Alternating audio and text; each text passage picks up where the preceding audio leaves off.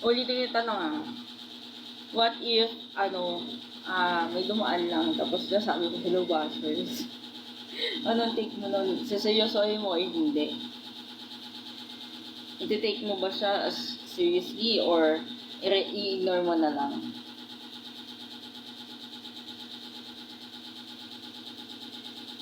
Kasi nagla-live ako. Nag-start ako mag-live. Then, bagong pumasok si Jelly, may nag-mention din, ay, balloon lang. Tapos, nag-chat na yung, nag-chat na sa messenger ko yung dumaan dito. Tapos, hinahanap ko siya.